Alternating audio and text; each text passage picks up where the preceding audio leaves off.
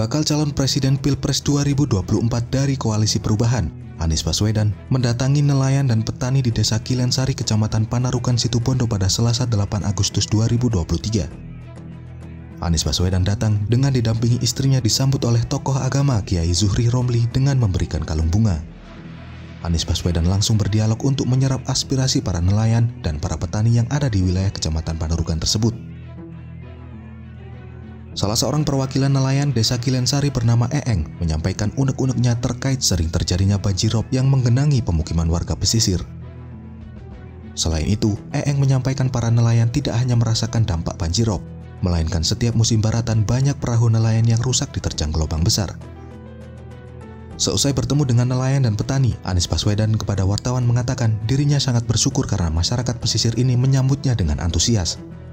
Karena itu, kata Anies, kondisi yang dirasakan nelayan selama bertahun-tahun merupakan kondisi yang sulit, yakni masalah kebutuhan BBM yang tidak teratasi. Bantuan untuk kegiatan melaut belum banyak dirasakan nelayan, baik mulai jaring, pinjaman permodalan, dan pengelolaan ikan, penyimpanan sampai pemasaran. Anies berharap agar pemerintah harus memberikan bantuan ke sektor-sektor yang memiliki efek ekonomi yang besar. Saat ditanya solusi, Anies dengan gamblang menegaskan telah ada. Karena persoalan terjadi di masyarakat itu banyak masalah lokal, maka dari itu persoalan ini dibicarakan bersama nelayan. Kami tiba di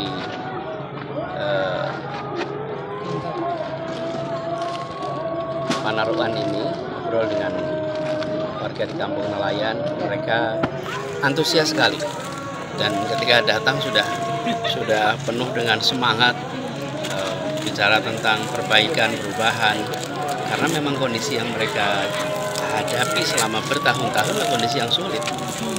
Bagaimana masalah BBM tidak terfasilitasi, bicara tentang bantuan untuk kegiatan mereka melaut, baik dari mulai jaring, kemudian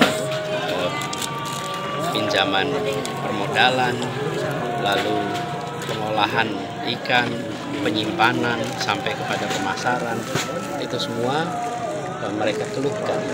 Jadi kami melihat ini adalah sektor penting yang harus diseriusi, dan ini rencana diseriusi. Jadi kegiatan pertanian, perikanan, perkebunan, peternakan itu yang memastikan makanan itu sampai di meja makan di seluruh rumah tangga se-Indonesia. Tidak bisa dianggap sepele dan dibiarkan tanpa ada ikhtiar membereskan dengan benar.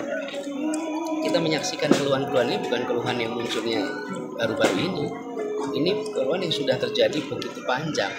Nah, sudah saatnya mereka mendapatkan perhatian yang sepadan. Jangan sampai nih kita di pemerintahan memberikan perhatiannya ke sektor-sektor yang memiliki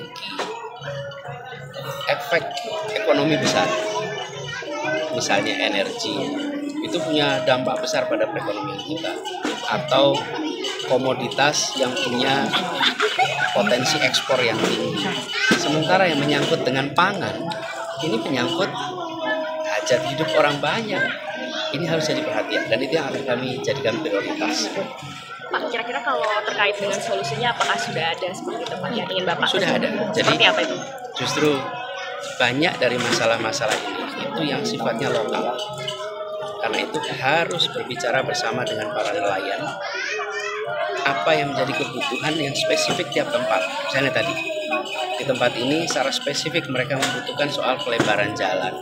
Kan itu tidak sama di semua kampung nelayan. Kemudian bicara tentang kebutuhan pemecah ombak. Ini juga spesifik di sini. Jadi pemerintah itu harus hadir, mendengar apa yang menjadi aspirasi. Mereka itu tahu masalahnya dan tahu jalan keluarnya, tapi tidak punya apa? Kewenangan, nggak punya. Kedua, sumber daya tidak punya. Nah, negara punya itu. Jadi negara datang dengan sumber daya,